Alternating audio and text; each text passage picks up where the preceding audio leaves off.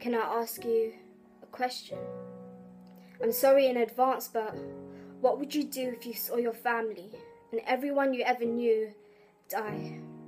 Right before your eyes, murdered. And no one's hands were stained red with the blood of your kin but the government's. The same government that promised to serve you. Politicians that swore they'd never hurt you. So much for laws and protection when they're the ones pointing their artilleries right at you. People. Open up your eyes, take notes, this is what it's come to. I'm left perplexed. We're in a new age, a new time. I thought modernization would have done the trick, I guess not. From 1605 to 1984, now it's 2015 and we're still being marginalized. Still being suppressed. Our voices still being suppressed. Imposed actions, false accusations that alienate us. History repeats itself, a reoccurring headline. The newspapers back home once again read, still no justice. For Sikhs, can I ask you a question? And I'm sorry in advance, but do you know what it's like to be deprived of oxygen? Struggling to breathe. You try to hold on to every breath as you feel it leave your body like it's being snatched by political leaders and you just can't breathe. We do. We're being mocked. It's like the Indian government have their hands compressed around our throat. We're being choked. In a state of hypoxia, they're in control. Please stop, I can't breathe. Please stop, we can't breathe. Please stop, they can't breathe. They can't breathe.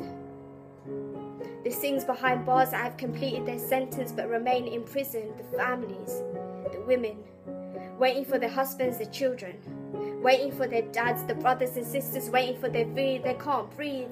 Mainstream media, why you got your backs turned? Can I ask you a question?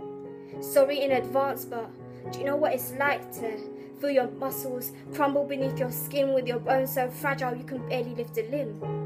Do you know what it's like to dream and die dreaming, to scream and die screaming, to make sacrifices for justice and equality but no one hears a sound, like a hunger strike isn't good enough, like an 82-year-old man starving isn't much of a sacrifice.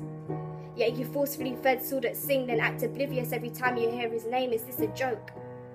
World leaders, a shout out to you, because no one turns a blind eye quite like you. Dumb, deaf and blind, we all know the game was new. And that's where the question lies. What more do you want from us? How much more will you take from us before you release our people and bring an end to this injustice? Or are you going to watch another innocent man die? Bury the bones, no one will know. Bury the truth, watch it grow, then we'll sit back and enjoy the show. No more questions and no more apologies. I feel like I repeat myself because society doesn't listen. What does it take for a man to take a minute to hear another man out and contextualize our vision? And realise we mean no harm, but then again, what's it going to take for you to realise that? Because you believe everything the media sells you. Through the printed pages and sugar-coated lies, no one can hear our cries, but they'll let another innocent man die. Bury the bones, no one will know. Bury the truth, watch it grow, then we'll sit back and enjoy the show. Thank you.